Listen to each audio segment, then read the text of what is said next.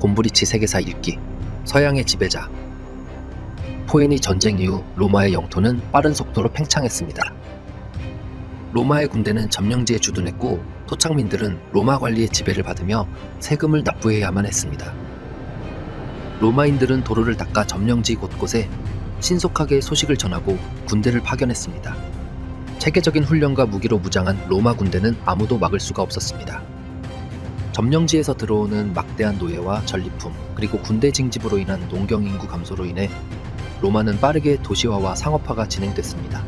이 같은 상황에서 부패와 빈부의 차는 사회적인 문제가 되며 빈민의 수도 늘어만 갔습니다. 이런 로마의 상황을 개혁하고자 그라쿠스 형제가 농지 개혁과 정치 개혁을 주장했지만 기존 권력자들의 반대와 제도의 한계로 인해 실패했고 정치적 분쟁 속에서 살해됩니다. 이후 로마엔 마리우스와 술라라는 전쟁 영웅이 등장합니다.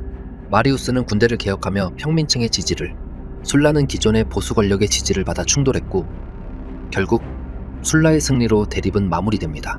이후 술라는 원로원에 의해 종신 독재관으로 임명됐습니다. 막강한 권력을 바탕으로 한 개혁을 통해 정치적 목적을 달성했다고 느낀 술라는 기원전 79년 스스로 종신 독재관의 자리에서 물러납니다. 하지만 로마는 여전히 많은 혼란과 불안을 겪고 있었습니다. 이때 카이사르, 폼페이우스 그리고 크라수스가 동맹을 맺고 로마를 이끌어가는데 이를 1차 삼두정치라고 합니다. 크라수스는 로마에서 가장 부유한 인물 중 하나였는데 검투사 스파르타쿠스의 반란을 진압하면서 명성을 얻었습니다. 이후 기원전 53년 파르티아 제국 원정의 실패에 죽음을 맞습니다. 폼페이우스도 로마의 명문 가문에서 태어났습니다. 폼페이우스는 크라수스가 진압한 스파르타쿠스 반란의 잔당을 소탕하고 지중해를 장악하고 있던 해적을 격퇴, 그리고 시리아와 유대 지방에서 군사적 성과를 내는 등 로마에서 가장 영향력 있는 인물 중 하나가 됐습니다.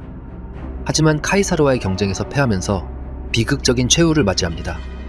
마지막으로 카이사르는 로마의 명문가였지만 정치적 입지가 약한 가문에서 태어났습니다.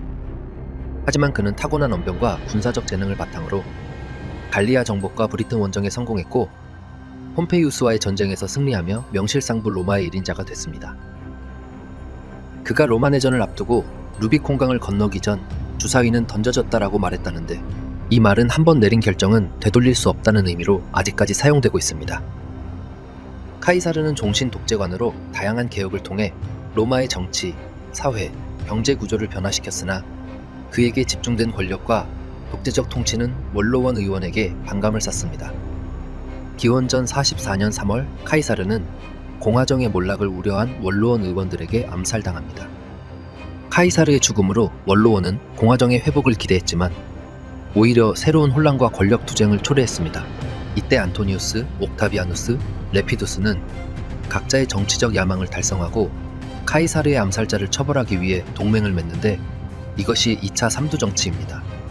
1차와 마찬가지로 동맹은 오래가지 못하고 갈등이 심화됐는데 결국 옥타비아누스가 권력을 장악하고 기원전 27년 아우구스투스 곧 존엄한 자의 자리에 오르며 로마 제국의 초대 황제가 되었습니다. 이로써 로마 공화정을 막을 내리고 제정 로마가 시작됩니다.